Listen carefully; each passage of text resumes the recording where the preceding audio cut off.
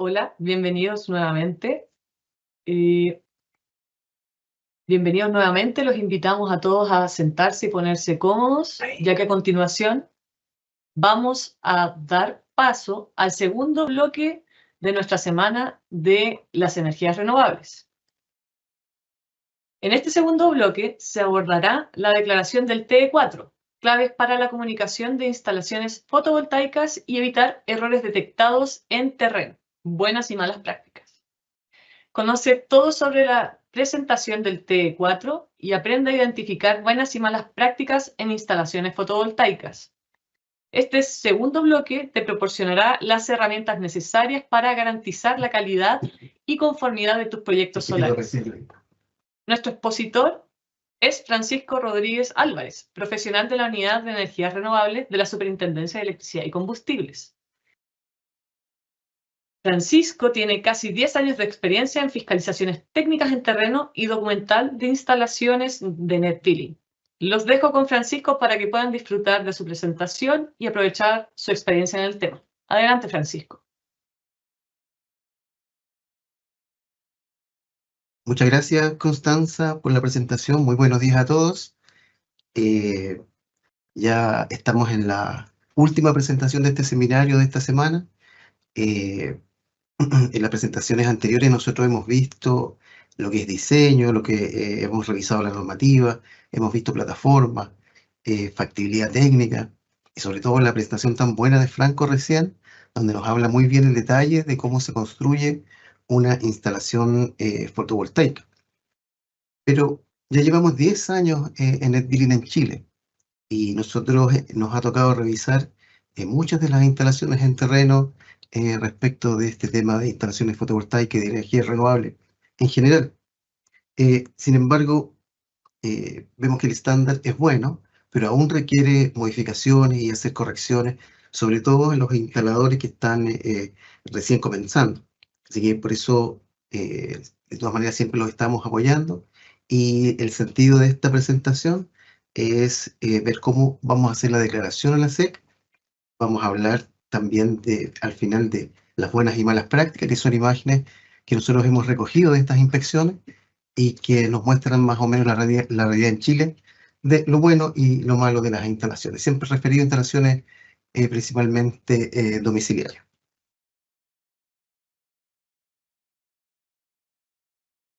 Tenemos un índice, los temas más importantes que vamos a ver, quiénes pueden declarar una instalación de TE4, cuáles son los aspectos generales, los checklists y sus puntos críticos. Vamos a ver cómo se llena un formulario en base a una instalación fotovoltaica.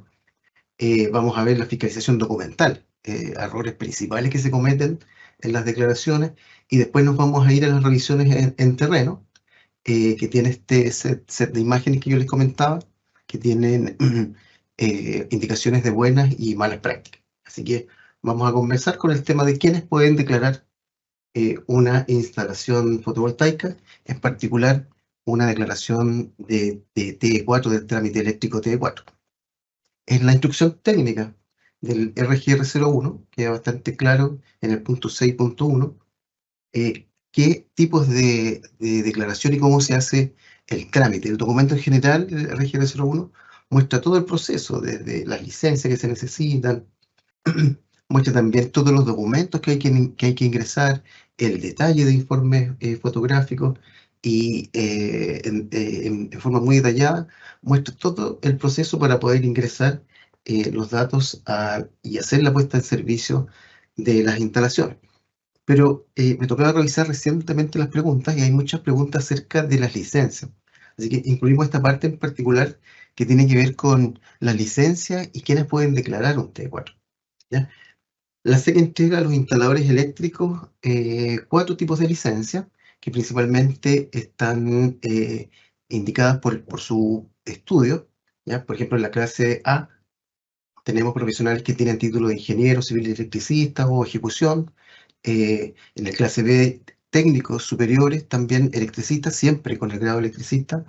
Tenemos la clase C y D, que también, las preguntas también apuntan si puede hacer declaraciones, y también pueden hacer declaraciones de T4 con clase C y D, pero hay ciertas restricciones que están inscritas en el mismo documento en el RGR01. En el caso de la clase C, siempre con tecnología de microinversores, porque el microinversor no tiene tensiones continuas más allá de 60 volts. Ya también hay una restricción respecto del alimentador, y siempre que el EG, que es el equipo de generación, no supere los 100 kilos. ¿Ya? No pueden declarar sistemas de almacenamiento de energía porque la tensión de estas instalaciones es mayor de 60 volts. Y para clase D, que es una licencia que se obtiene a través de una certificación, también con tecnología de microinversores, el largo, la extensión del alimentador es un poco menor, son 10 metros, y el eje también no supera los 10 kilos, que son instalaciones principalmente domiciliarias. Eso con respecto a las licencias. O sea, en resumen, pueden declarar los 4 tipos de licencia que entrega la SEC. Entendemos nosotros con esto la responsabilidad que significa para cada uno de los instaladores y la confianza que la SEC entrega a través del grado de competencia que ellos tengan, y la responsabilidad que lo vamos a indicar más adelante que a ellos les compete. En eso lo vamos a abordar en los aspectos legales, checklist y sus puntos críticos. ¿Ya? Primero, por parte nuestra, los fiscalizadores de la SEC, nosotros tenemos, la ley nos faculta como ministros de fe, por lo que podemos revisar una instalación en cualquiera de sus etapas de construcción o declarada, o después de incluso de haber sido inscrita. Y por su parte, el instalador autorizado tiene también mucha responsabilidad en la ejecución, como lo dice el instructivo en el punto 5.5, de declarar correctamente la información de su sistema de generación, hacer las pruebas que correspondan, y también el momento que firma en la declaración, él es el responsable de esta instalación y todo lo que pueda ocurrir. Nos pasa muchas veces en las inspecciones de terreno que el instalador no puede asistir y va una persona que dice, yo conozco el sistema, sé cómo funciona y puedo hacer las pruebas. Eso también está permitido, que el instalador algunas veces no puede asistir por algún problema determinado, porque nosotros hacemos una cita con el instalador y él puede ser reemplazado por otra persona que conozca el sistema y que nos pueda hacer las mismas pruebas que haríamos con el instalador eléctrico. Es importante destacar que si la instalación fotovoltaica la desarrolla otra persona que no es el instalador eléctrico, y el instalador eléctrico es el responsable final de las pruebas y la conexión, no la persona que la construye. Así que no le libra, si la construye otra persona, no libra la responsabilidad del instalador que declara. Para poder ir entrando ya en terreno de lo que nosotros hacemos en las inspecciones, tenemos que entender que hay 2 tipos de checklist.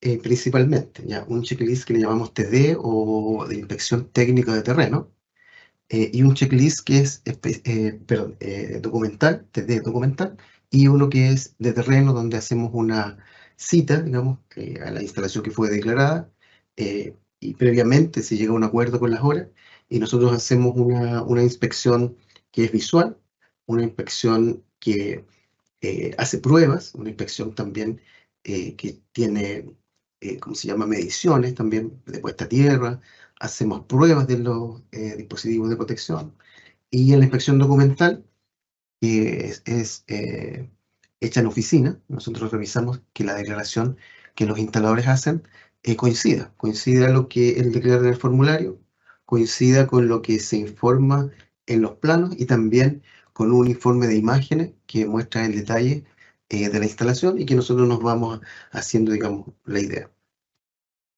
Para poder entender un poco cuáles son la parte importante de los checklists y cuál es su característica, como lo mostraba en la imagen anterior, tenemos los 2 tipos, uno que es el TD y el checklist que es TD, que son los aspectos que se verifican en las diferentes inspecciones, ¿ya? Si revisamos el documento, tenemos 2 puntos donde dice cumple o no cumple al aspecto verificado, y si no aplica, si existe alguna observación que ayuda al instalador a poder entender cuál fue, en particular cuando es no, y lo más importante, que es una criticidad que sale acá, que lo vamos a conversar. Por la parte del checklist de terreno, son muchos más puntos, porque hay que considerar que tiene una parte que es documental y adicionalmente la parte de terreno. Entonces son muchos puntos los que se verifican, y que al momento de la inspección nosotros tomamos apuntes y después, como el proceso es digital, hacemos después este checklist en la oficina.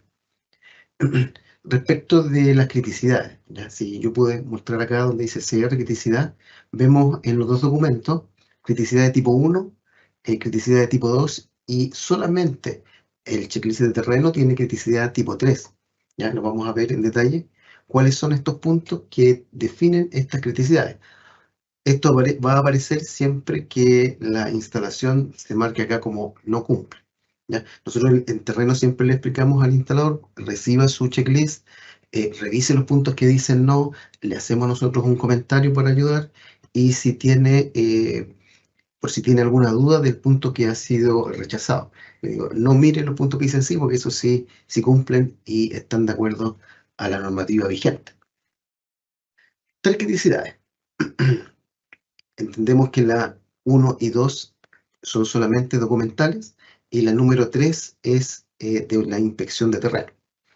Yo escribí todos los puntos que tienen las diferentes criticidades para que quede claro cuándo es muy grave o cuándo no es muy grave. Franco lo explicaba muy bien, que la criticidad 3 es una de las más graves por los problemas técnicos que podría reflejar en la instalación respecto de seguridad y posibilidad de incendio. Por eso que nos interesa tanto estos puntos, aclararlo. En el caso de la criticidad número 1, vemos cuando hay errores en el formulario, cuando no coincide con los planos que se declaran, cuando no coincide con las imágenes, van habiendo rechazos de criticidad 1.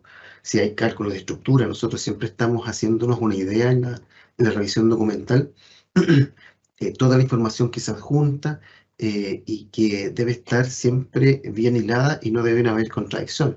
Los formularios de conexión, las imágenes que se ingresan, si hay diferencias en las imágenes, se pone criticidad 1, rechazo con criticidad 1, si hay diferencias en la canalización, si no se indicó algo, lo vamos a ver después en ejemplo más adelante de rechazos documentales.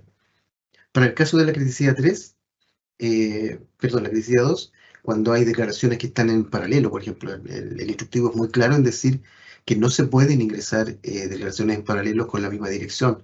Si hay una declaración que fue rechazada y esta no la acepta la empresa distribuidora en el momento de la conexión, se debe hacer una regularización para eso, no ingresar una nueva declaración o múltiples declaraciones como aparecen en otros tipos de instructivos.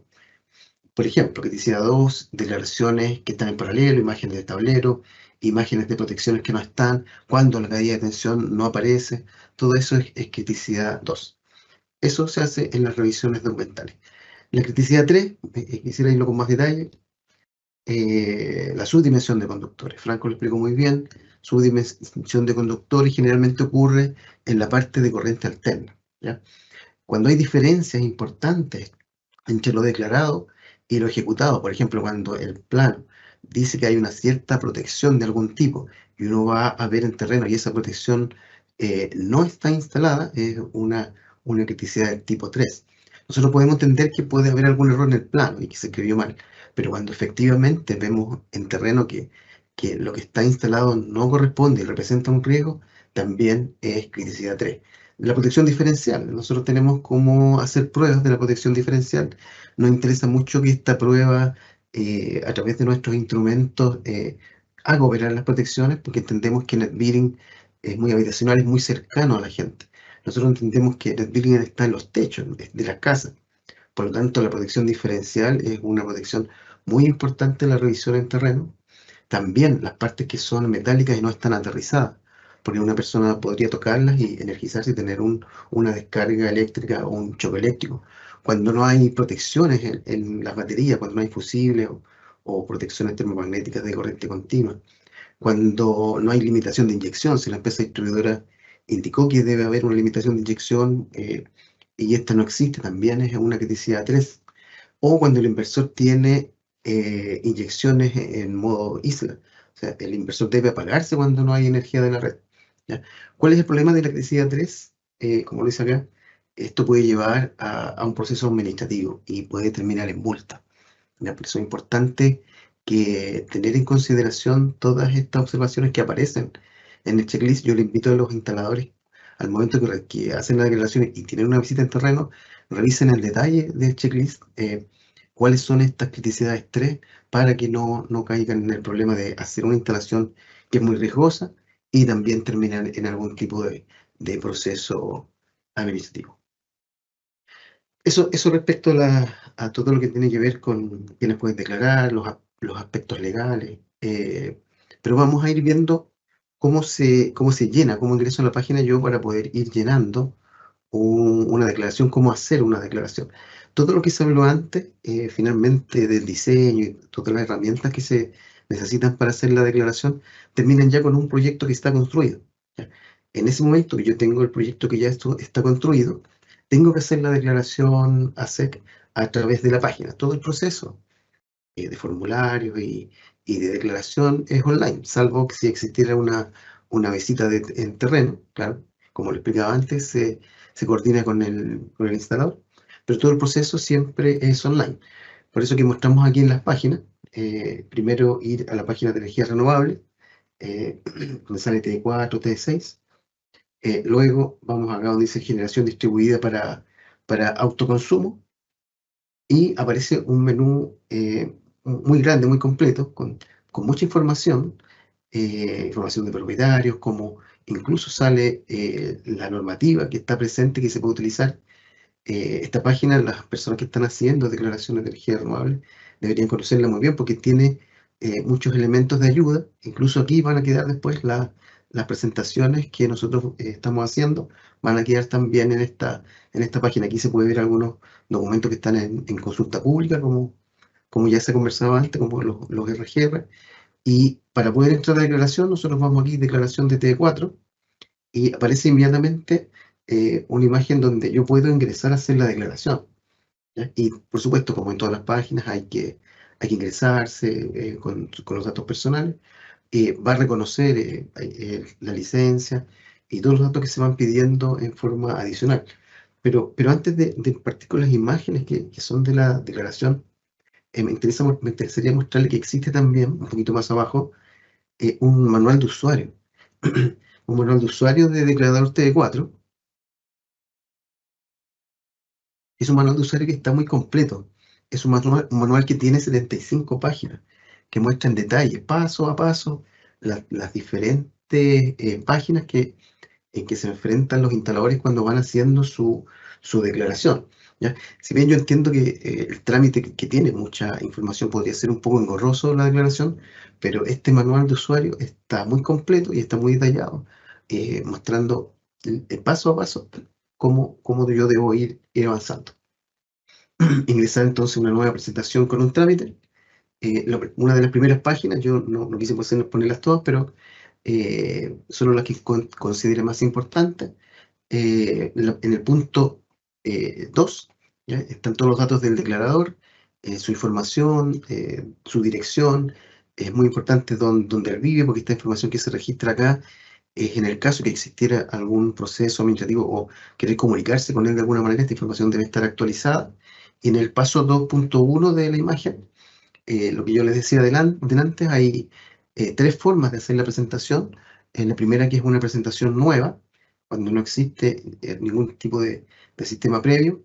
Una presentación para regularización, que permite hacer cambio de datos, de dirección, de propietario, cuando la empresa distribuidora, en el momento de conectar el equipamiento en el protocolo de conexión, rechaza el TD4 porque tiene alguna irregularidad del texto. Entonces se puede hacer la presentación como regularización, va a pedir el número de inscripción antiguo y en ese minuto va a enlazarla con la siguiente, que va a mostrar cuáles son los cambios que se realizaron.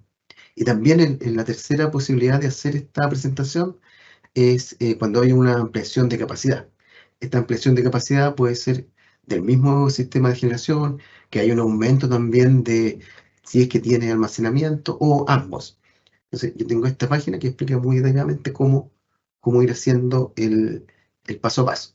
¿Ya? En el paso 3 de la instalación ya se van ingresando los datos propios datos de la instalación, donde queda, la ubicación, la comuna, los datos del proceso. Recuerde que hay una autorización o una coordinación con la empresa distribuidora, que a través de los formularios F1, F2, F3, me va permitiendo que mi instalación fotovoltaica se conecte a la red. Esos datos de ese proceso deben estar escritos en esta parte. La información de la ubicación, la georreferencia, también debe estar en esta parte de los datos ingresados a la declaración. Tenemos los tipos de instalaciones, hay muchos tipos de instalaciones. También recordar que todo esto ha estado pensando siempre en habitacional e instalaciones pequeñas, domiciliarias, pero también tengo otros tipos de energía y hay otros tipos de instructivos en la página para sistemas eólicos, para mini hidro, para cogeneraciones eficientes, que también son declarados acá en la página y que dependiendo del tipo de tecnología que tú utilizan, yo voy seleccionando acá los menús. Hay que entender que ya no puedo yo escribir la potencia de mi sistema de generación, ¿ya?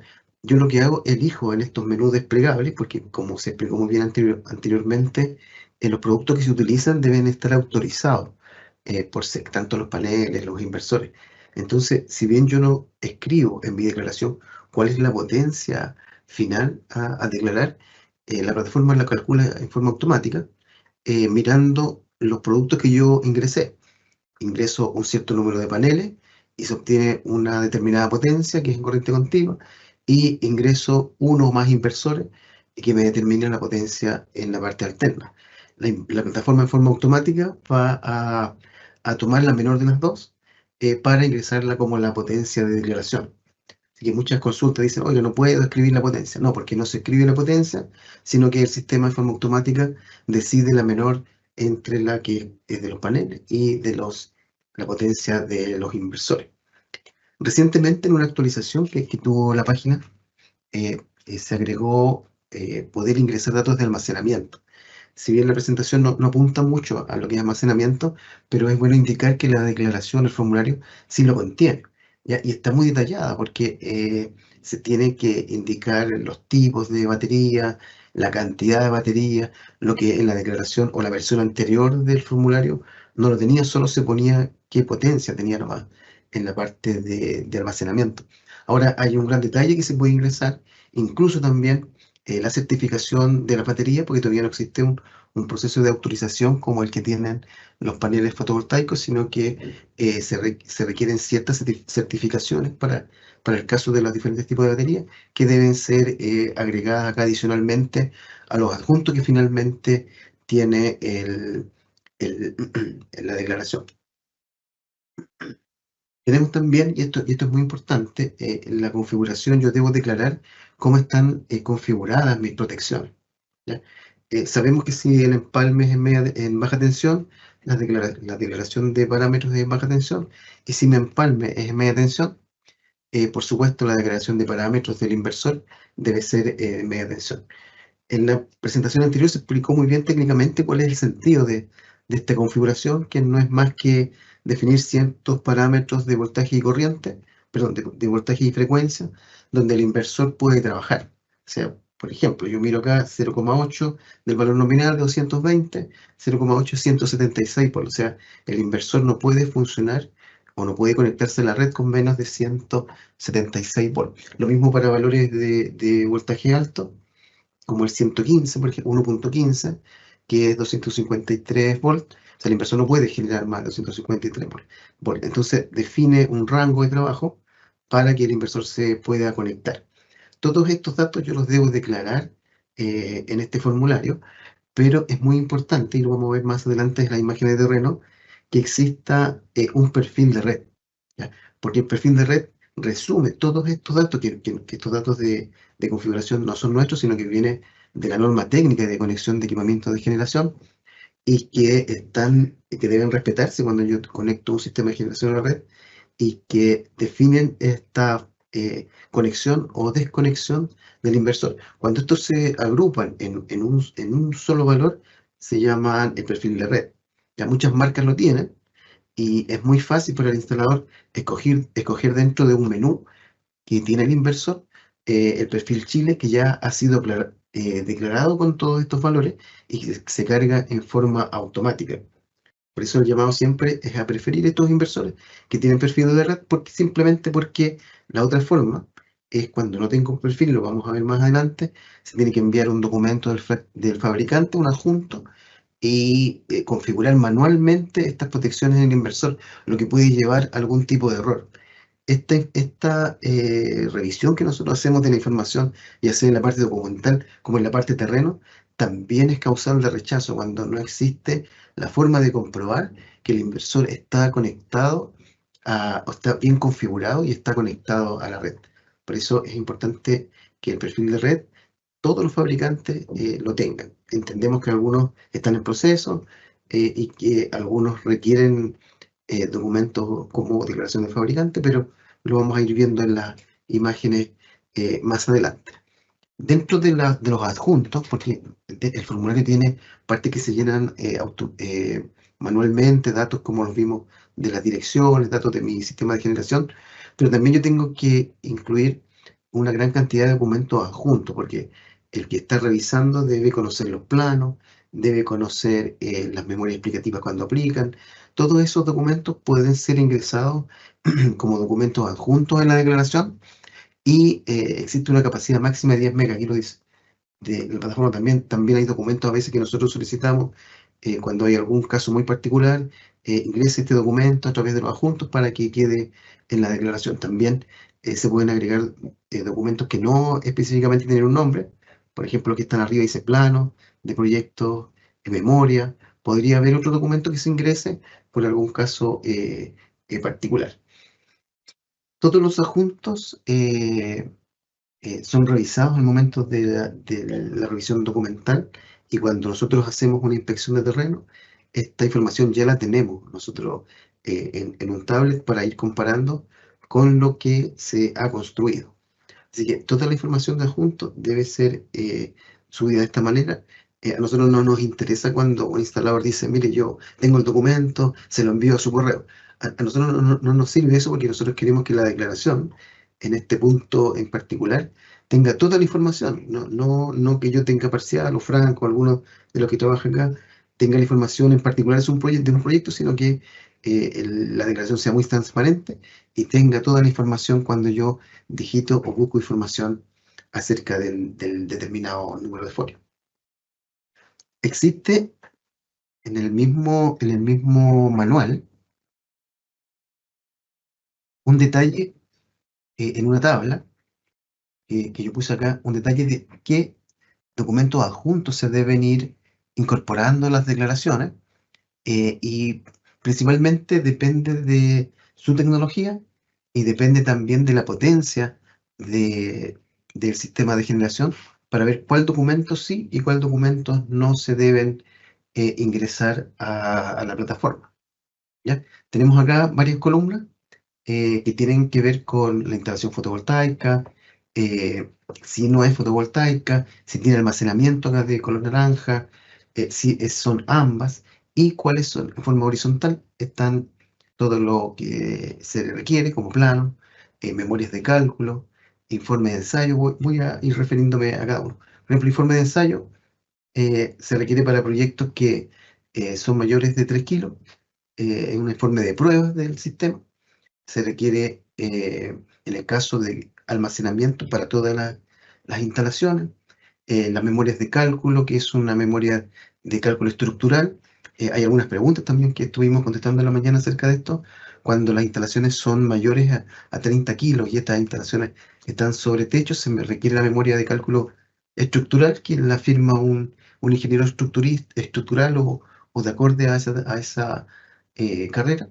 La memoria explicativa, también para proyectos que son mayores de 10 kilos, y también los que tienen almacenamiento, planos para todos, porque es una de las cosas que nosotros revisamos para poder saber si coincide con lo que se ha declarado.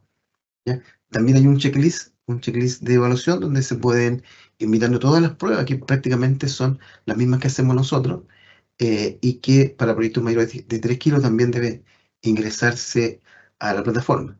Se explicó muy bien en las presentaciones anteriores todo el proceso de conexión, ¿ya? Entonces nosotros en esta parte entendemos que el proceso ya lo permitió la empresa distribuidora, pero necesitamos ingresar los documentos, ingresar la solicitud de conexión, por ejemplo, que es la que hace el instalador o la empresa instaladora, y también ingresar la respuesta a la solicitud de conexión, para saber si puede o no conectarse y en qué condiciones el equipamiento de generación. Hay que entender que las redes son de la empresa distribuidora y yo me estoy conectando como instalador a sus redes y cuáles son las restricciones para eso. Nos ha pasado algunas veces que esta información de la solicitud de conexión sale con muy poca capacidad, pero vamos a ver el documento de solicitud de conexión y vemos que es el mismo instalador el que solicitó menos potencia de la que necesitaba. No hay una restricción por parte de la empresa, sino que es el mismo instalador que nos solicitó. Por eso que es importante que los documentos estén adjuntos para poder revisarlo y sacar conclusiones cuando hay problemas con las conexiones. Declaración del propietario es un documento que tuvimos que hacer para que el propietario se pudiera enterar de la información importante que tiene su instalación. Por ejemplo, cuánta garantía tiene, si la empresa que lo construyó, el instalador, le dio la información de qué hacer en caso de emergencia. Por ejemplo, cuánta garantía va a tener. Entonces, él debe tener firmar, digamos, para nosotros un documento que recibió esa información. Esto es porque al principio de NetMeeting no se sabía, no le preguntábamos a los propietarios si sabían acerca de su información, de su instalación, y ellos no sabían nada, nadie le había explicado nada. Entonces tuvimos que hacer este documento que le explica, que obliga, digamos, de alguna manera al instalador o la empresa que instala a que instruya al propietario sobre estos ítems. ¿Ya? Hay un punto que es muy importante, que son las imágenes. El instructivo de RGR01 está muy detallado en indicar cuáles son las imágenes que se necesitan para poder hacer la revisión documental de esta información, porque hay instaladores que ingresan demasiadas imágenes. Nosotros solo queremos ver lo que indica el instructivo, queremos ver los paneles, queremos ver si hay conductores que están tocando en la parte del techo, queremos ver la canalización, queremos ver el inversor, si está configurado, una imagen del inversor, queremos ver también el tablero eléctrico en detalle, porque recuerden que se está revisando en una oficina, ver el tablero sin la cubierta cubre equipo para poder ver los conductores, para poder ver el orden que tiene el tablero. Entonces el informe de imágenes es muy importante en la revisión documental y que debe ser ingresado en todas las instalaciones como indica acá el punto 8 de la tabla. Hay un informe de cálculos para cogeneración eficiente que no aplica y como le decía yo, si hay otros documentos también se pueden ingresar a la plataforma. Para otro tipo de proyectos, protección de potencia inversa, en las preguntas del día martes, el martes 3 de septiembre, había muchas preguntas de los sistemas que están conectados a la red, pero que no inyectan. ¿Ya? Ahí tiene que haber una protección de potencia inversa, que está indicado en el RIC 9. Esa debe estar acá, en esa información en los adjuntos. Si hay algún tipo de autorización para funcionar en isla, que debe ser entendido por la empresa distribuidora. Autorización especial de algún producto, algún conversor especial, todos esos adjuntos deben estar en la declaración. El certificado de las baterías, como lo veíamos en la imagen o en la página donde ingreso información acerca de la batería. Memorias de cálculo, por ejemplo, cálculo de ventilación, cuando hay lugares que están muy cerrados, ya sea para inversores o también para almacenamiento.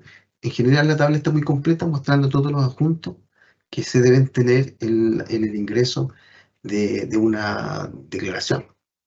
¿Ya? Después de haber revisado toda esta información de cómo ingresar estos documentos, nosotros tenemos que tener claro, y como se lo mostraba adelante, y aquí la imagen con la ayuda de la inteligencia artificial, quiere representar que la revisión que hacemos nosotros documental es una imagen que se hace en oficina. ¿Ya? La revisión documental busca una hilación de la historia del proyecto, desde su origen, desde cómo está el plano, desde cómo está el emplazamiento, que también debe estar en la declaración de los planos, los techos que están indicados, y vamos haciendo que coincida, o revisando que coincida, con lo que se declaró en el formulario, la potencia de los inversores, si corresponde o no a lo que está también en el informe de imágenes. ¿Ya? Muchos rechazos de instalaciones van por la parte documental porque la información primero no coincide o porque la información tiene errores, ¿ya? ¿Y por qué es tan importante la revisión documental? Porque el momento en que ya salga el TD4 es un documento físico que tiene toda la información que se escribió en el formulario. Entonces, si es que hay errores en la declaración, esos errores también van a quedar en el certificado y que en algún momento, cuando sea el protocolo de conexión, la empresa distribuidora lo podría rechazar. Por eso que es importante que la información, además que yo estoy entregando información, sea verdadera, esta después no sea rechazada por la empresa distribuidora al momento del protocolo de conexión. Si revisamos algunos problemas que nosotros encontramos en las declaraciones y en la parte principalmente documental de la declaración, podemos ver en la revisión de los planos cuando viene muy poca información. Ya cuando nosotros no sabemos, por ejemplo, este alimentador que está acá o este conductor que está acá, cuáles son sus características, cuáles son la aislación que tiene, cuál es la canalización que utilizó. También podemos ver aquí que dentro de este tablero que le llama TUG, no hay características particulares de la resistencia de la barra, de características técnicas de los elementos que están en su interior. Generalmente a veces no coincide lo que indican las protecciones que están escritas en los unilineares con lo que se hizo en la declaración o con las imágenes. Entonces, siempre la revisión documental va a rechazar cuando no coinciden algunos de estos elementos. Nosotros queremos ver, y aquí hay un anexo 12 que lo explicó muy bien Franco, que es utilizado cuando yo no quiero intervenir la instalación de consumo existente, pero si bien él lo explicó muy bien, yo quiero ir a la parte más bien documental, que esta lámina muestra en detalle lo que debe tener. Por ejemplo, si yo tengo un dibujo de un empalme, el empalme me debe indicar el tipo del empalme, la potencia, la tensión, qué tipo de acometida tiene, la sección de ese alimentador, la capacidad y curva de su interruptor. Eso nosotros esperamos que el plano lo contenga y que esta información después también sea validada con la información de las imágenes. En el caso del alimentador, cuando va a este tablero que se transforma en tablero principal, también cuál es su características de aislación, cuál es su caída de tensión, su sección, para que nosotros podamos ir comparando con las imágenes. ¿Ya? En el caso que se instalan barras, por ejemplo, estas barras deben tener su sección, su capacidad de transporte, escritas en el plano en forma detallada. Para el caso de las protecciones es muy importante porque, como bien fue explicado anteriormente, las protecciones para el sistema fotovoltaico y las protecciones para el sistema existente tienen ciertos requisitos, por lo tanto debe estar escrito acá eh, cuál es su capacidad en amperes, cuál es su característica, si es bipolar, si es tetrapolar, respecto de la información de la protección diferencial, si esta es del tipo A o tipo B para instalaciones fotovoltaicas, y para la parte o la rama del inversor, también hay indicaciones que deben aclarar cómo está instalado. Aquí vemos un inversor que es unidireccional, me debe mostrar la característica del conductor que va hacia el punto de conexión, también en la parte de corriente continua de paneles. Aquí a veces instalaciones muy grandes, recuerde que el billing llega hasta 300 kilos y podemos tener 515 paneles o 550 paneles. No es necesario que se dibujen todos. Nosotros podemos decir, mire, el string tanto tiene, como lo muestra acá, una, una cantidad de paneles, una marca de paneles, el string está constituido de esta característica. Toda la información debe estar en el plano. Nos interesa mucho también en el caso de los inversores. Aquí aparece un solo string, pero cuando aparecen varios strings, que estos lleguen a MPPT distintos para poder saber si necesitan fusibles o protecciones en continua, como lo explicó muy bien Franco, para no tener exposición a las corrientes inversas que pueden ocurrir en el caso de tener varios strings conectados en forma paralela. Entonces, si esta información es clara, la información acerca de cómo están los strings en el inversor, la persona que está revisando, el fiscalizador, el ingeniero que revisa, va a tener menos dudas. Entonces, si el proyecto y la declaración es muy clara, él lo más probable es que si no encuentra nada lo malo, lo va a inscribir. Pero si tal vez la instalación está en buenas condiciones, pero la declaración tal vez puede ser que la información no es correcta y esto lleve a la persona que revisa a rechazarla porque la información no fue correcta. Dentro también de la revisión documental, si bien la plataforma tiene cierto automatismo para la información que se ingresa, el formulario puede permitir errores. Por ejemplo, ahí vemos un error en la capacidad del empalme. Ya dice que un empalme 132.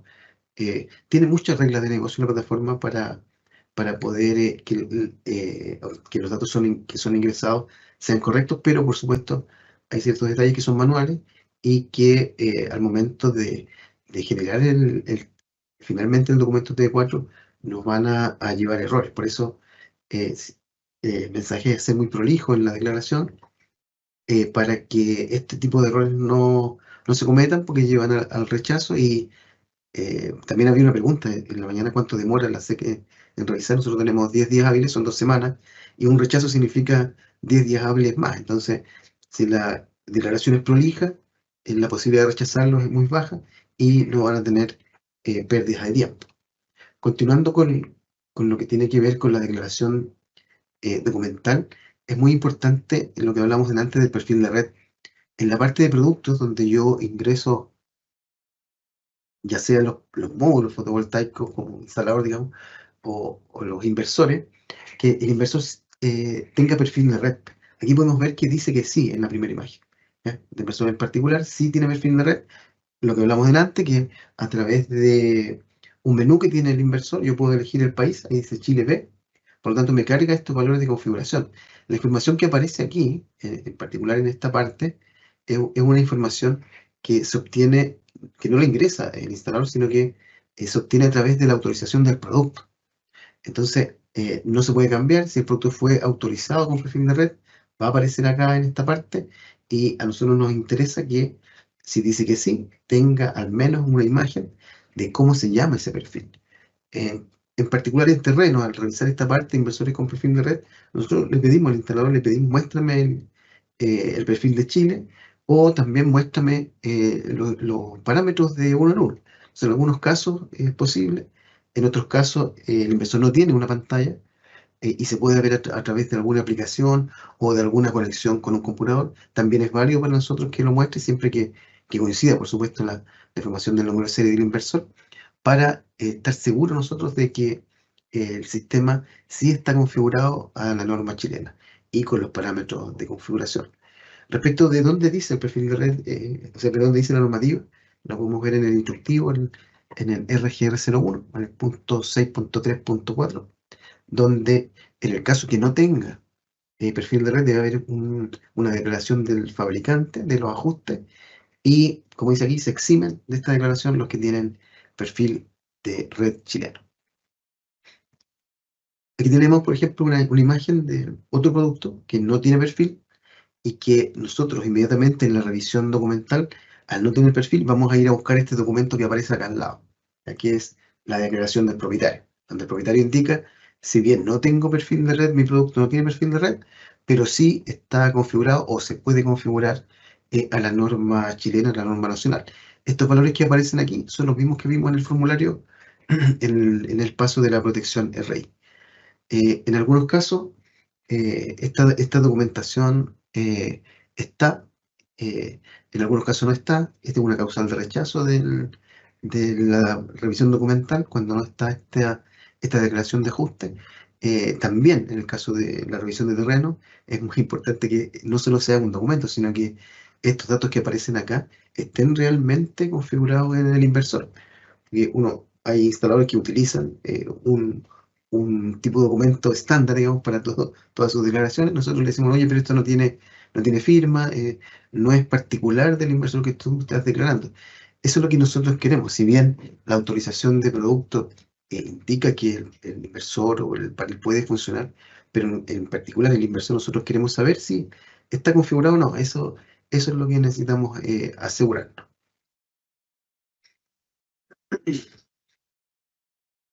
Una vez que nosotros recorrimos toda la documentación, la hemos revisado, una vez que estamos seguros que no existen riesgos importantes, revisando la documentación, la información documental que vimos que se ingresó, nosotros hacemos una cita con el instalador para poder ir a revisar su inspección, su instalación en terreno.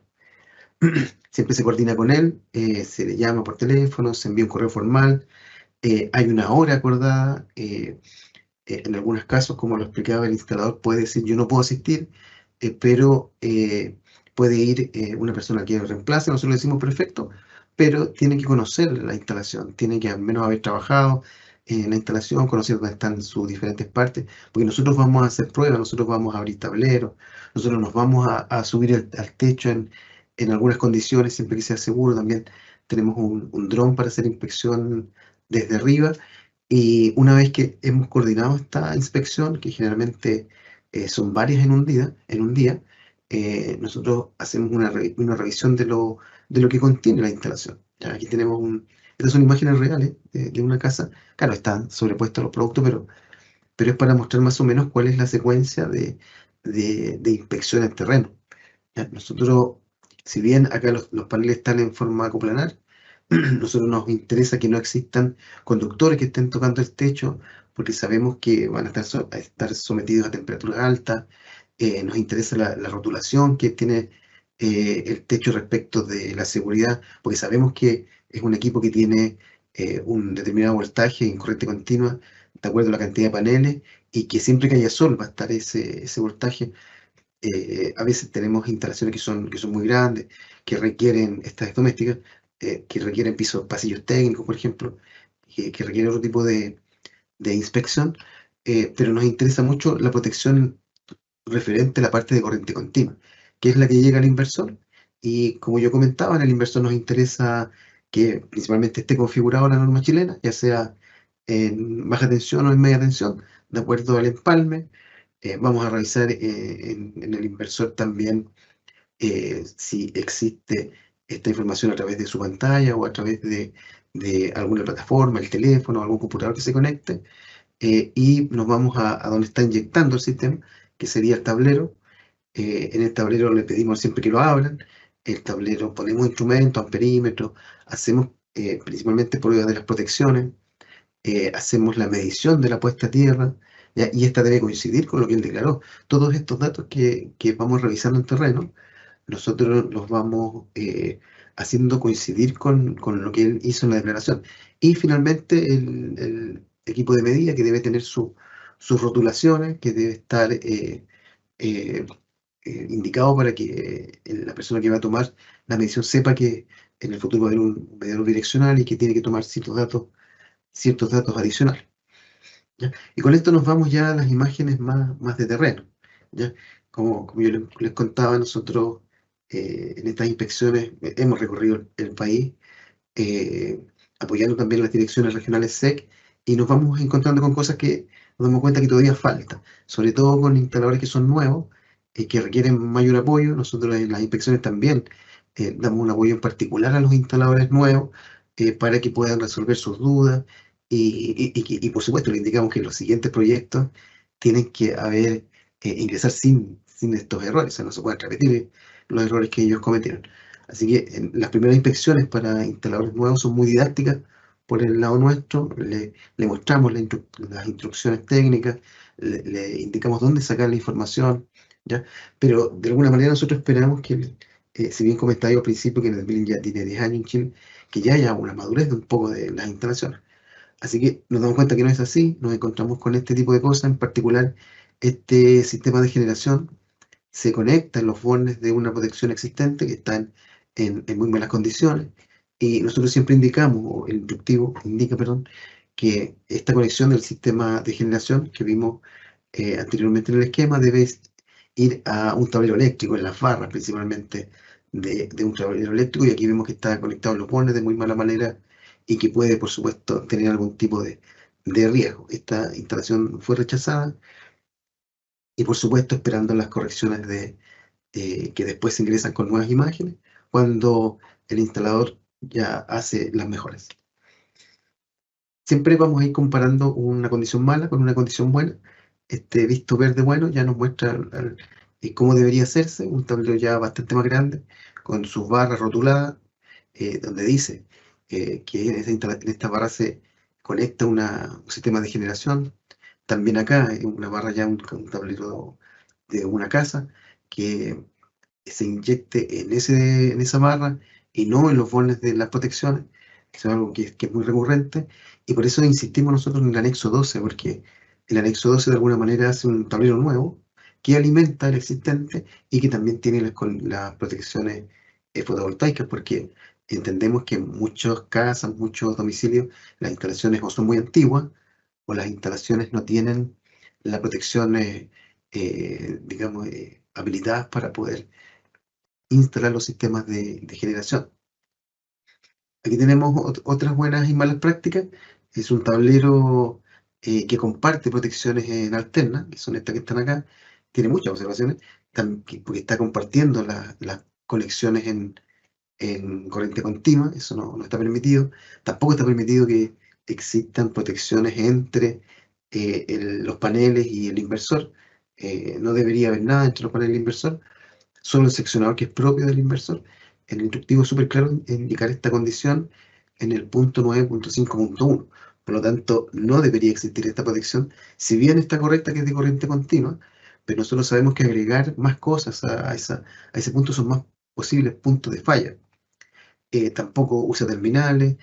Vemos que hay filos de la canalización metálica flexible que va a poner en riesgo la aislación. Lo mismo ocurre para la parte alterna, la sección y orden de los alimentadores. O sea, esta imagen, que como siempre comento, son imágenes reales de sistemas fotovoltaicos que nosotros hemos ido encontrando y que por supuesto no están de acuerdo a la normativa.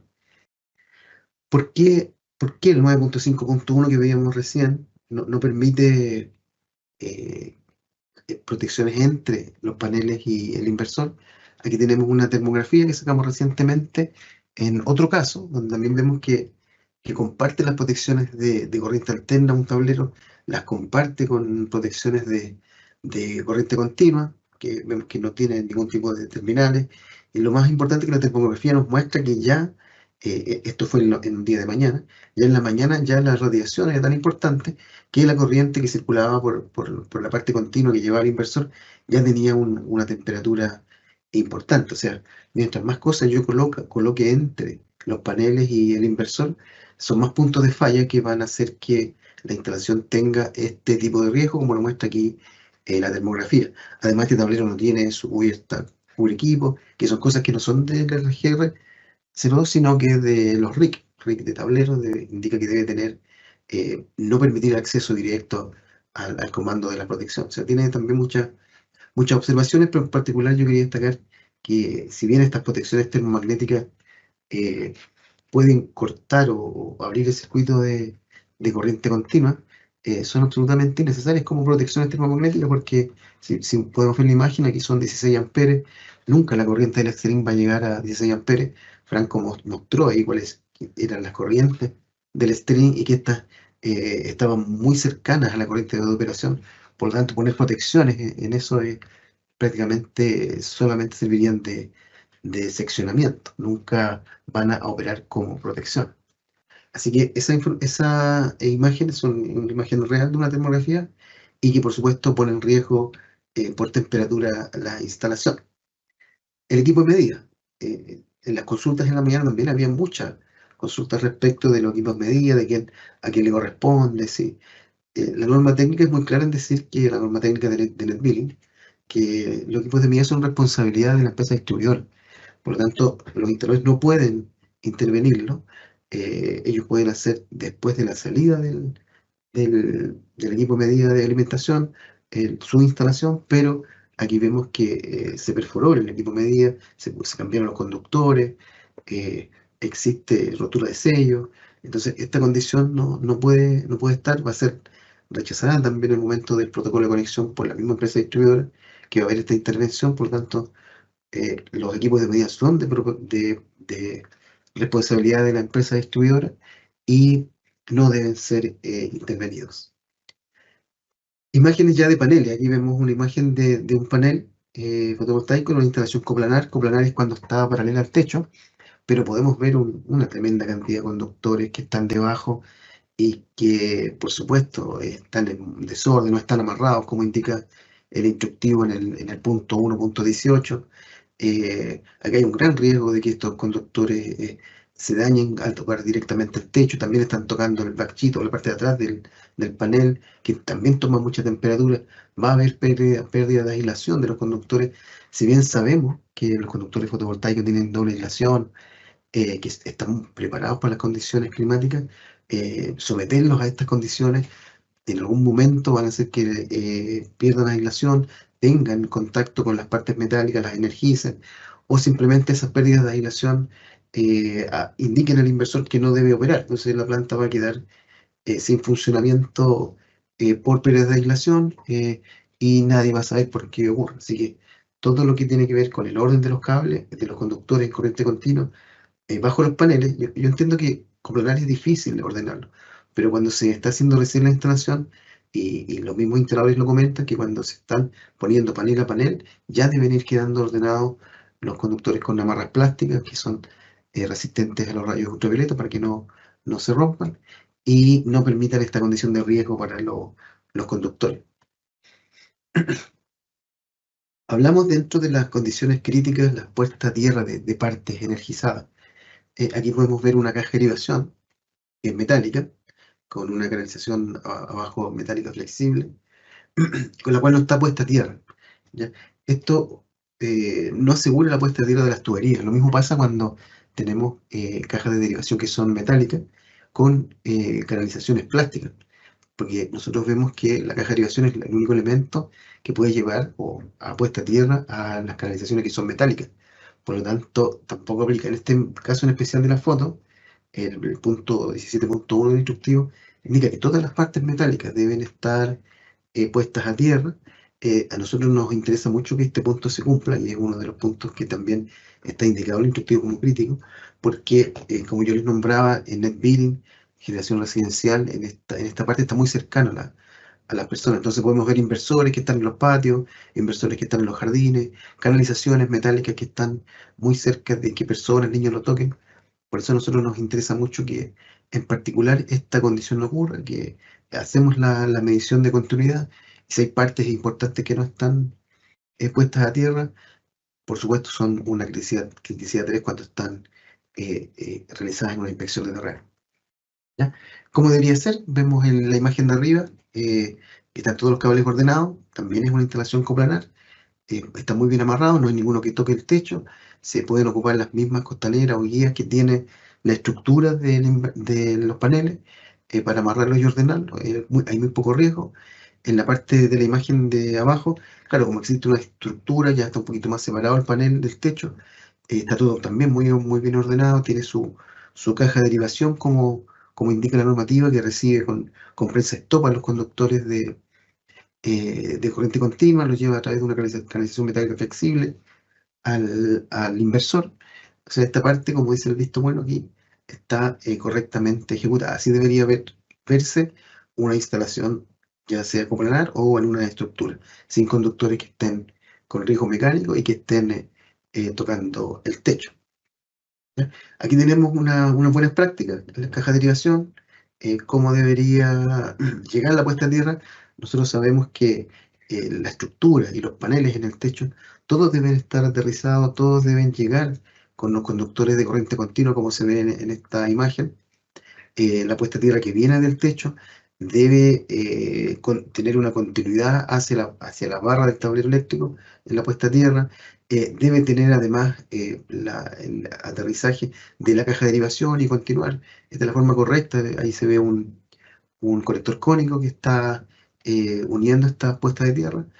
No que se unan todas en el punto del fondo de la caja, sino que a través de esta forma de conector cónico u otro tipo de unión con doble aislación que continúa la puesta de tierra sin interrupción. Entendemos nosotros que los inversores generalmente ahora están sin transformadores de aislación, por lo tanto se permite la unión de la puesta de tierra continua, que se llamaría la de los paneles, con la puesta de tierra del inversor en la barra, siempre en la barra del tablero, que también es una pregunta que se repite, y para hacer toda la instalación de las partes metálicas equipotenciales, como indica la norma, deben estar unidas en la barra y en la barra de puesta a tierra, ¿ya? Aquí tenemos otro punto normativo, cuando los tableros, en este caso un tablero plástico, se perfora por la parte de arriba. ¿Ya? Esta instalación está a la intemperie. Entonces, al parecer, la persona que lo instaló se dio cuenta que no tenía hermetismo, le puso esta cinta, pero la norma es clara en decir que los tableros deben ser, o las canalizaciones deben de ingresar por la parte inferior, ¿ya? En el punto 9.13, perdón, del instructivo, lo indica, y estos tableros finalmente se llenan de agua, eh, empiezan a tener corrosión de las protecciones y, por supuesto, temas de seguridad. Por eso que, si bien nosotros no podemos no permitir o prohibir los tableros plásticos, estos deben tener su grado de IP correspondiente a donde están instalados y también la resistencia a los rayos UV, en el caso de los que están expuestos al sol. Así que también es muy importante cuando se usa el anexo 12 considerar esto, porque en el anexo 12 que propone el instructivo se crea un tablero nuevo, que es pasa a ser el tablero principal. Por eso no pueden pasar este tipo de problema en la construcción de ese tipo de tablero. ¿Ya? Aquí vemos allá algo con mucho mejor, donde el tablero que está abajo recibe el empalme y a través de esta caja de derivación y distribuye, seguramente adentro tiene las protecciones para el existente y también las protecciones para el sistema fotovoltaico. Un tablero metálico, donde si bien esta canalización es metálica flexible, también el tablero metálico asegura la puesta a tierra de estas canalizaciones y que sería como el ejemplo correcto de instalación en comparación con la imagen anterior. ¿Ya?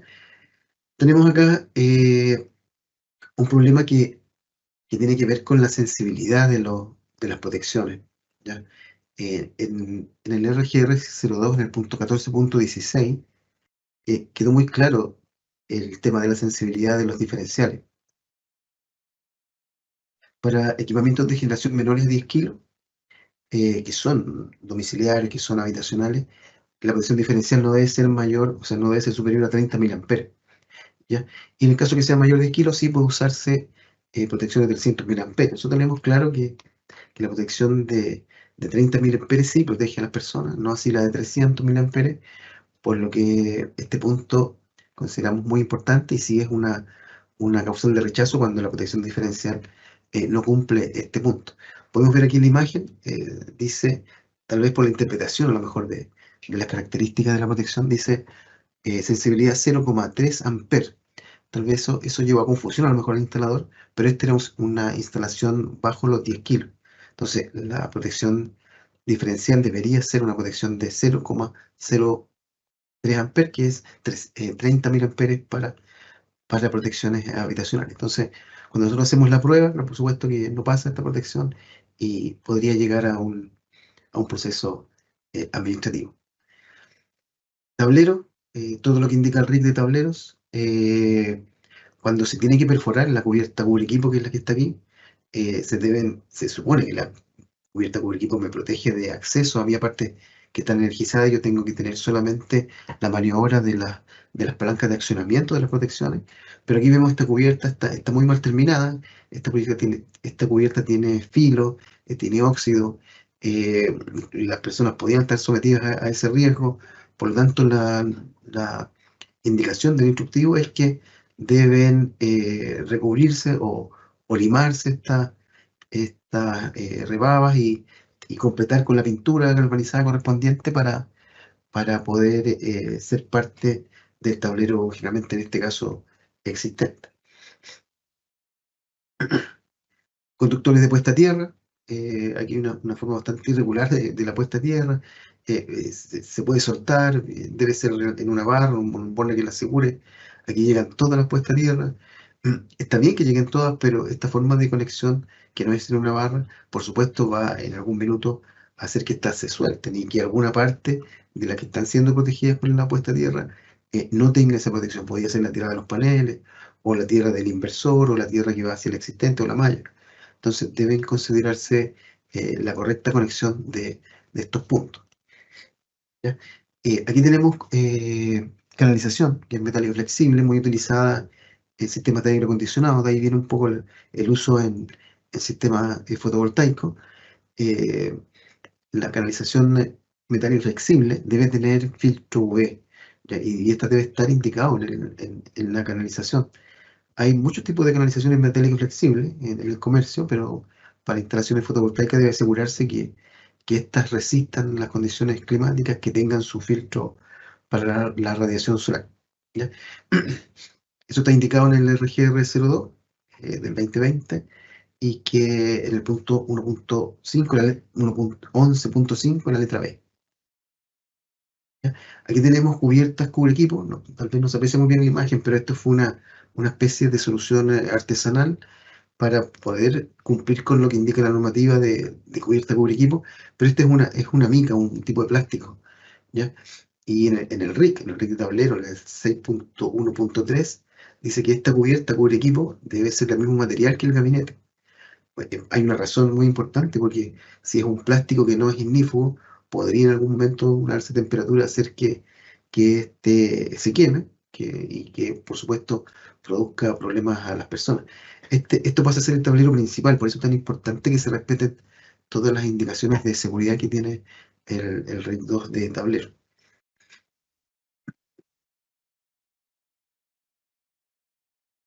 Y con esto ya estamos terminando las imágenes, y mostrarle, si bien las presentaciones no apuntaban mucho al almacenamiento, pero también indicarle que la plataforma sí permite hacer declaraciones con inversores que tienen almacenamiento, que en la imagen vemos 4 baterías de litio que están interconectadas entre sí, eh, pero con muchos riesgos los conductores que van hacia el inversor tampoco tiene la altura suficiente o indicar el instructivo como mínimo, las baterías deben estar dentro de un rack, los conductores de la batería, que nosotros sabemos que son de muy alta corriente, deben estar protegidos mecánicamente. Vemos que acá hay una alfombra que no está anclado a la pared, o sea, tiene muchas observaciones, y para esto es importante recordar que existe el RGR06, que si bien no se ha nombrado mucho en la presentación porque no apuntaba a eso, pero saber que existe la versión 2021, que también está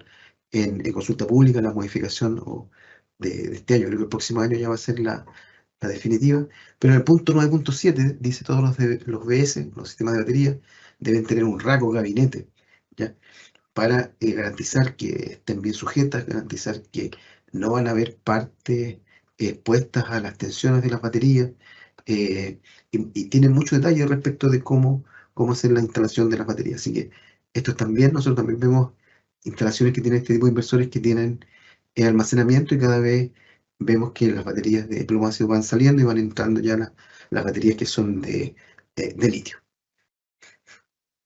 Aquí tenemos un buen ejemplo, ya está en un rack, esto no está en la intemperie, tenemos estas baterías tipo 3 baterías Pylon Tech con su puesta a tierra, la estructura del gabinete o el case o el rack también debe estar aterrizado, debe estar anclado, porque estas baterías son muy pesadas. En el caso que haya un temblor, sismo, algo, se pueda mover y dañarse los conductores y quedar en riesgo. Por eso que esta es una buena instalación, y generalmente se utilizan estos tipos de rack para instalaciones interiores. Y ya viendo ya el final, aquí tenemos caja de derivación, muchas observaciones.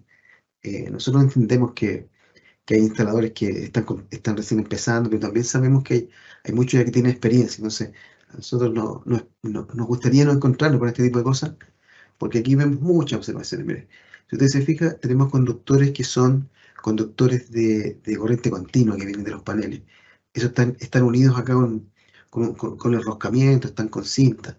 Lo explicó muy bien Franco. Esos conductores fotovoltaicos siempre deben estar unidos a través de conectores MS4. Y el conductor MS4 es un conductor que garantiza que la unión mantenga su nivel de aislación, que es una conexión segura, no como aparecen acá. No está permitido unir corriente continua a conductores de esta manera. Vemos también que es una caja de derivación plástica, que, como lo hablamos adelante, no asegura la puesta a tierra a la canalización metálica flexible que está acá. Se trata de poner una puesta a tierra acá de forma artesanal, como se puede ver acá en los bordes. Sabemos que no va a tener una larga vida útil. O sea, hay muchas observaciones en esta caja que, por supuesto, no están de acuerdo a los RIC y a las instrucciones que hemos revisado. Así que con esas imágenes, Constanza, nosotros ya queremos mostrar este recorrido que hemos hecho a través de Chile y muchas instalaciones que no cumplen. También tenemos muchas que sí cumplen y que tienen un buen estándar, pero a nosotros nos interesa seguir insistiendo sobre y mostrar estos puntos para que no aparezcan, y ojalá cuando vamos a una inspección la instalación esté correctamente ejecutada. Así que muchas gracias por la presentación, y entiendo que después al final va a haber una ronda de preguntas que vamos a estar atentos para ir contestando. Así que muchísimas gracias.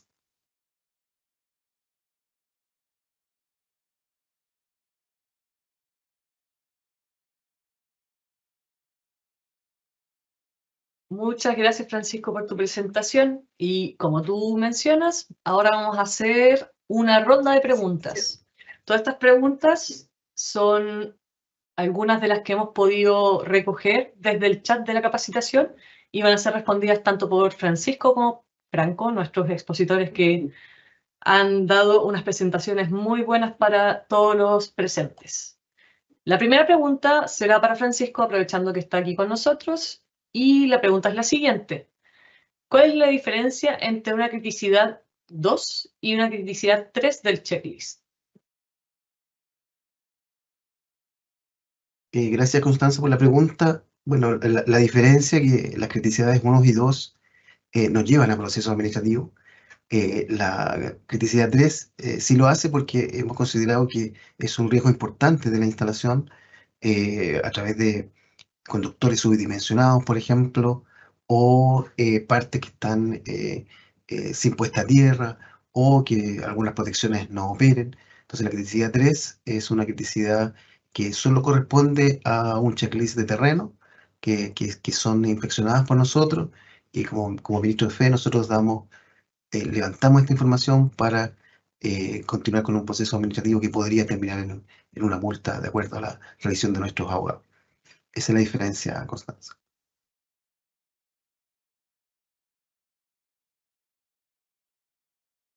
Muchas gracias, Francisco. Quedó muy claro. La siguiente pregunta es para Franco.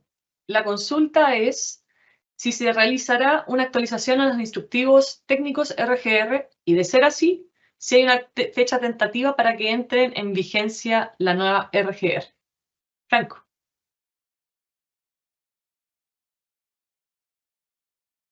Perfecto, Constanza. Sí, como se comentó en la presentación, la normativa de los sistemas de generación distribuida ha sido una normativa muy dinámica, ha sido una normativa que se ha actualizado cada 3 años, 4 años, a diferencia, por ejemplo, de las normas de instalaciones de consumo. Y actualmente nos encontramos en un proceso de actualización de los instructivos técnicos RGR 01, 02 y 06 de almacenamiento. Para ello se hizo una consulta pública, tanto nacional como internacional. La nacional ya se cerró, la internacional está a puertas de cerrarse. Y una vez ya cerrados los dos procesos, comenzará el estudio de todas las observaciones y consultas que se realizaron para el análisis del comité interno de la superintendencia y la posterior actualización de estos instructivos. Se espera que los documentos finales estén publicados en el mes de noviembre, ya para comenzar su aplicación posteriormente.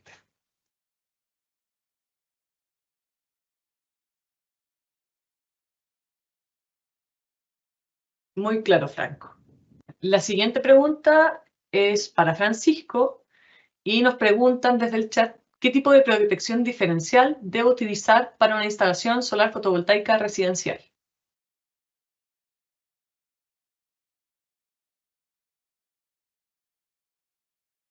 Es una buena pregunta. Si bien Franco explicó muy bien las protecciones que deben tener los sistemas fotovoltaicos, siempre se necesitan protecciones diferenciales tipo A o B. Y el instructivo está muy claro cuál es la diferencia, porque siempre es posible que el inversor genere una pequeña cantidad de distorsión o corriente continua, y de acuerdo al porcentaje de esta inyección va a ser tipo A o tipo E.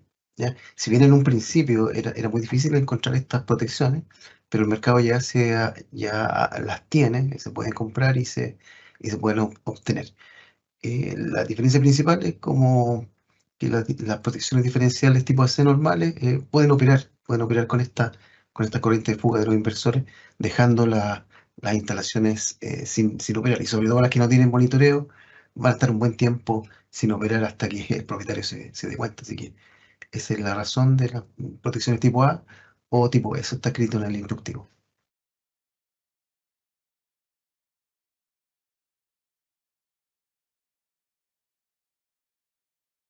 Muy bien. La siguiente pregunta va para Franco. La pregunta es la siguiente. Para declarar un TI4, ¿tengo que usar un mismo portal que para declarar un TI1 o existe otro?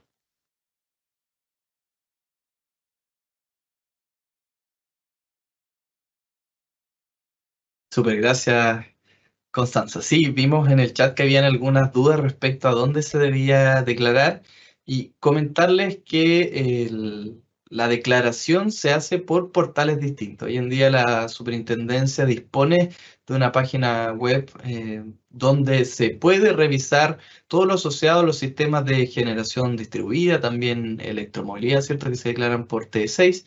Y el T4 es un sistema de declaración distinto al T1, es decir, ustedes normalmente si hacen declaraciones de instalaciones de consumo por T1, tienen que ingresar al banner que indica declaraciones de T4 para poder realizar su declaración del trámite asociado a una generación distribuida del tipo fotovoltaica o del tipo que ustedes estén realizando acogida a la ley de generación distribuida.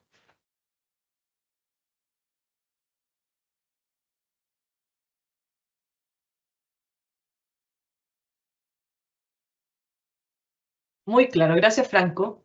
La siguiente pregunta va para Francisco. ¿Puede indicar cómo funciona una protección RI y si esta debe ser integrada en el inversor o puede ser externa?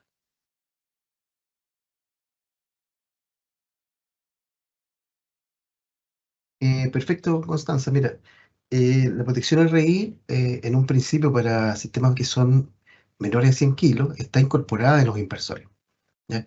Esta protección RI, como lo conversábamos en la presentación, debe estar configurada, la que está interna del inversor, de acuerdo a los parámetros que indica la norma técnica, ¿ya?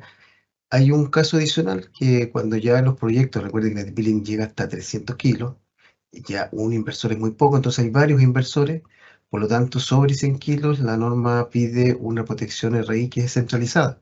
O sea, una sola protección, un solo aparato, un dispositivo, que está en un tablero especial, muy cerca del equipo de medida, y que controla los inversores, y esta protección también debe ser configurada de la misma manera, en baja tensión o media tensión, de acuerdo al empalme, ¿ya? Este es un dispositivo adicional, se llama protección centralizada o externa, y que en el momento del protocolo de conexión, la persona de la empresa distribuidora no va a tener que revisar los parámetros de conexión de uno en uno de los inversores, que podrían ser varios, sino que va a ver la configuración de esta protección que va a estar comandando a través de un interruptor de acoplamiento, que son dos contactores que están en serie, en la conexión de la totalidad de los inversores cuando estos son muchos, cuando el proyecto sobrepasa los 100 kilos. Así que dos tipos, una que es la integrada en el inversor y la otra que es centralizada para proyectos mayores a 100 kilos. Eso.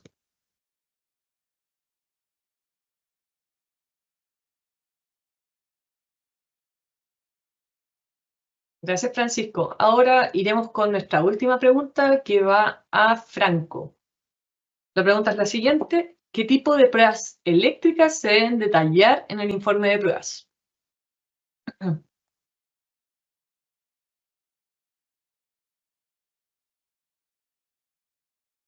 Perfecto.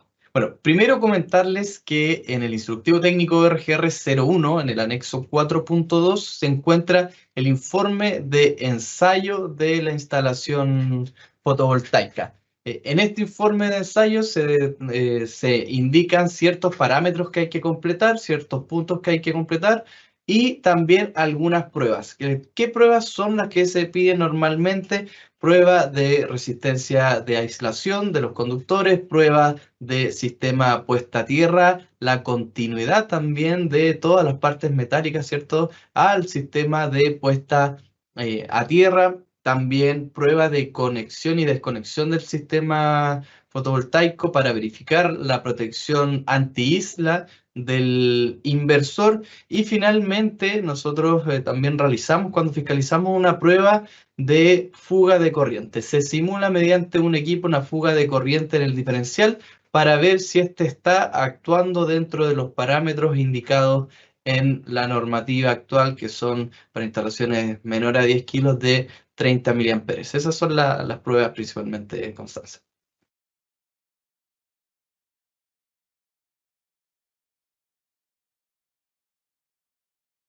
Muchas gracias, Franco. Bueno, con esta última tanda de preguntas hemos llegado al final de este segundo seminario que forma parte de la Semana de Energías Renovables. Esperamos que haya sido provechoso para cada uno de ustedes y recuerden que nos encontraremos nuevamente en octubre en la Semana de la Electromovilidad. Ahora ya les tenemos las fechas que son para el martes 8 y jueves 10 de octubre para que reserven estos días en sus agendas. Les enviaremos las invitaciones a sus correos y también podrán acceder por la página web de nuestra superintendencia para tener más información. Les recordamos además de responder nuestra encuesta con el código QR que aparece en pantalla. Su opinión, como les mencionaba, es muy valiosa para nosotros. Sus respuestas nos ayudarán a elaborar las siguientes capacitaciones que tenemos pensado y que prepararemos para ustedes. No olviden que pueden conseguir toda la información sobre los temas que hemos tratado en las capacitaciones de esta semana en la página web de nuestra Superintendencia de Electricidad y Combustibles. Y además, en esta página web vamos a poner prontamente los videos que grabamos el día martes y hoy. En nombre de todos los organizadores, quisiéramos agradecer su asistencia a todos los presentes. Que tengan muy buenas tardes y que tengan un excelente día.